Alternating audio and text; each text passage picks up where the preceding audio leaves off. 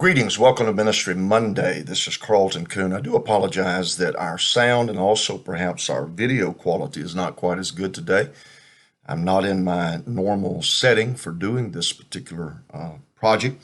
I'm in a hotel room in Kentucky, having completed a conference there and also a weekend with a local church.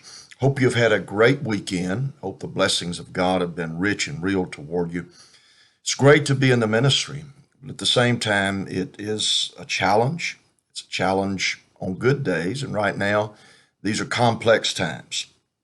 And as I visit and talk with my pastor friends and my peers, as well as younger men, we are in an interesting time, but it's important that we see it as a time of opportunity.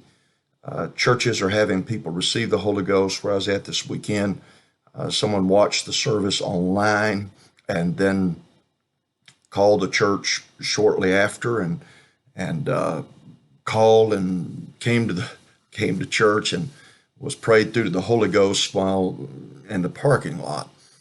These are great times. We need to see it that way. We need to accept that way and celebrate. I want to talk with you for just a couple of minutes today, though, about the importance of those of us in ministry stopping what I will call the merry-go-round of guilt. And we become guilty because we assume responsibilities for things that God never intended us to be responsible for. This is a great struggle, particularly for people who are type A personalities. We become messianic. And in so doing, we assume responsibility for the well-being of individuals when they don't do the things to be well.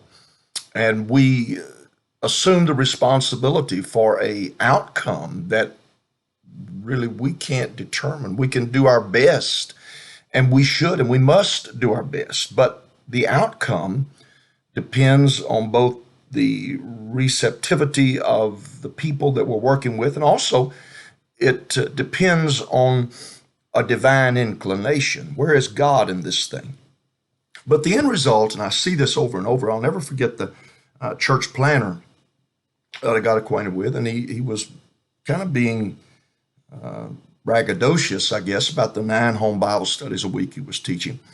And of course, one-on-one, I had the opportunity to say, but now wait, what about your family? What about your children? Are you able to go to your kids' school events? Are you able to participate as a normal father?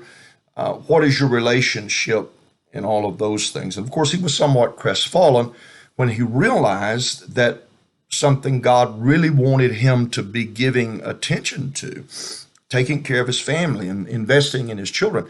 He really was not doing a very good job with that. And he said, but I'm going to feel guilty for not having done enough. And my response to him was, son, you're doing enough. You don't need to lose your family, nor do you need to lose your marriage on the basis of some guilt over trying to be Superman. None of us are this. Some of you are going through guilt because of the struggles you're having with the coronavirus.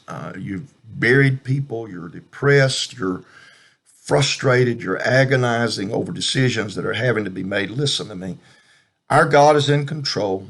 Our God is a gracious and merciful God, and just stop being so hard on yourself. Do your work and leave the outcome to God. You are uniquely you, ministering where God positioned you, and we are collectively in this time. If God had wanted us to do ministry in the 40s or 50s or 20s of the 1900s, we would have been there. But he felt like that we were up to this moment.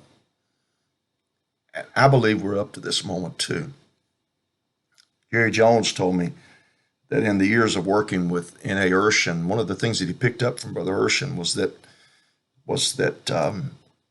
when Brother Urshan felt he had a word from God and he had a message, that he preached that message, and when he turned his back, having completed his preaching, he felt he had done his part, and that whatever happened in the altar, whatever the audience response might be. That was not him. That was not his task. He was to be the messenger of God.